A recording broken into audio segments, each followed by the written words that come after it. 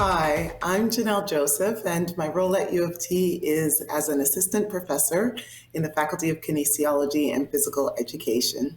I'm the founder and director of the IDEAS Research Lab, which stands for Indigeneity, Diaspora, Equity, and Anti-Racism in Sport. I have a wide range of research interests, from multiculturalism and anti-racism policy to physical culture, sport, and ethics. And I really think they all sit underneath the umbrella of ethics because, the principle of ethics is what ought we do? How do we create the most benefits and the fewest harms for the most people?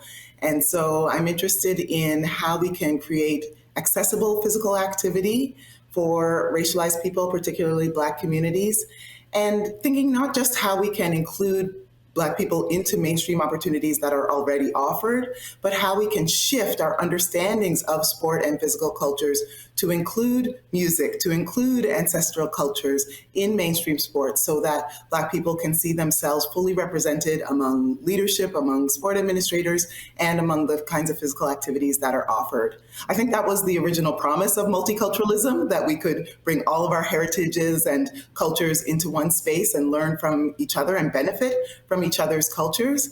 And it seems that in reality, what we need is anti-racism policy and structures in order to allow for people to bring their full selves. I'm really devoted to using critical race studies and decoloniality to study the experiences of Black and racialized people in physical cultures.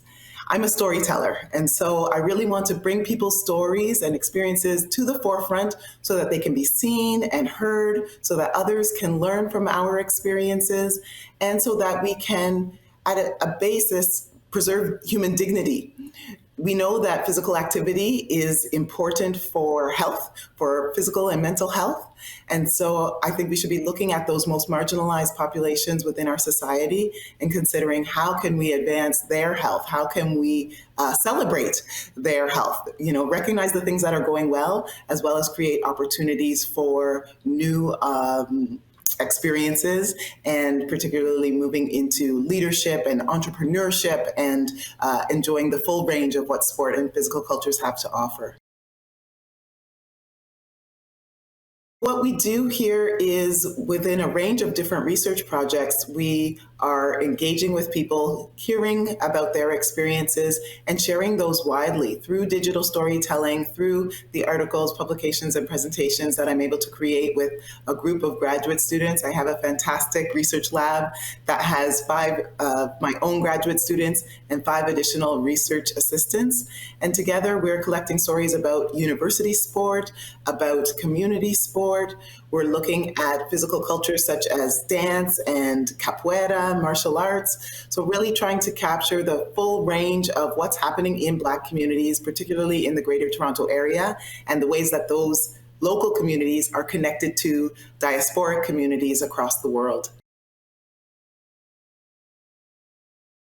Our Ontario University Athletics project focused on a wide range of universities across Ontario. There are 20 universities, and the student athletes, coaches, and administrators all shared their experiences with us.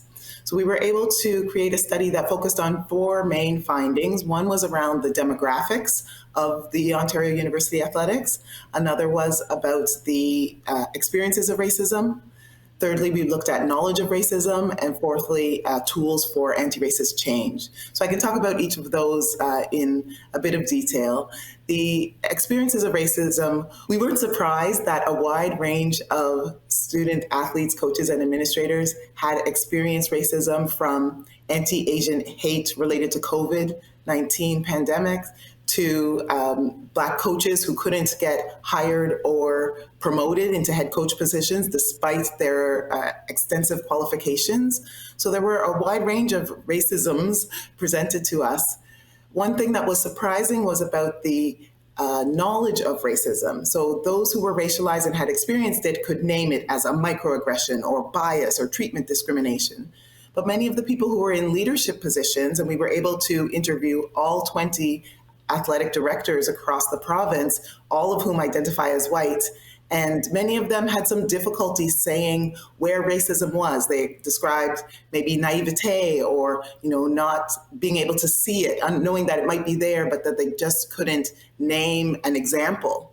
And so this discrepancy between the people who are in power, not really understanding racism, and the people who are experiencing it on a daily basis, wanting change, seemed to be a gap that we could address.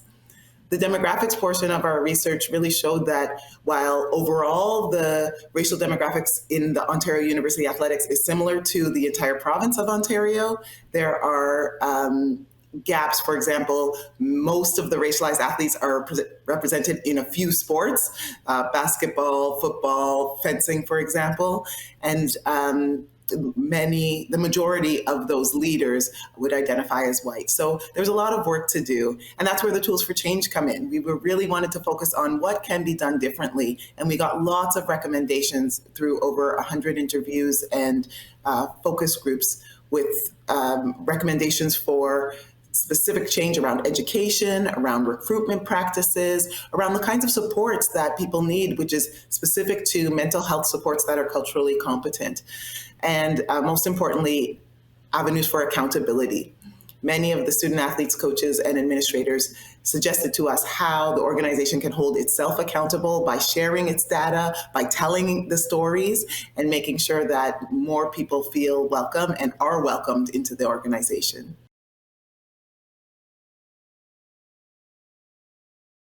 The future of sports and athletics will definitely be inclusive if more leaders are taking into account the lived experiences of their Black community members. Within Black communities, we are in our families, in our religious organizations, we talk to each other and we know well what are some of the barriers that we are facing.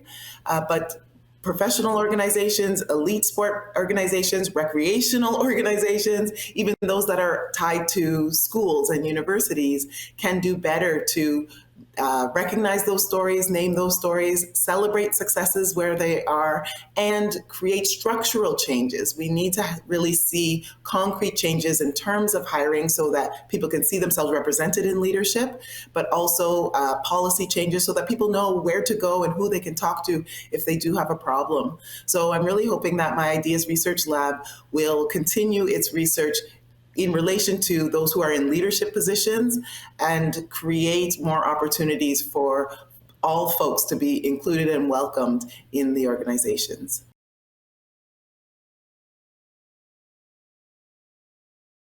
I'm so excited to have a BRN Ignite grant. The idea that I can now have some funding that can be devoted to the intersection of Black identities and sport is really novel in Canada. Within my discipline in kinesiology, there's very little research on race and sport in Canada. And the research that has been done has often focused on a Black-white binary and racial groups as though they are distinct. Research on Indigenous Canadians, research on East Asians. And what my recent other projects have taught me is that Black identities are very complex, and we need to start thinking about multiracial, biracial, Black identities, plural, within the sporting context, because we know that the binary colonial categories don't really capture those experiences. And in fact, what we like to do is celebrate multiraciality as, being in a post-racial society, as, having achieved multicultural inclusion. And when we speak with people who identify as biracial or multiracial and also identify as Black, we see that they are experiencing ongoing and I think more nuanced and complex racisms. And so what this new project will do is explore physical activity broadly, sport and fitness specifically, and looking at Black and multiracial identities so that we can make more complex both the experiences in physical activity and our understanding of Canadian Blackness.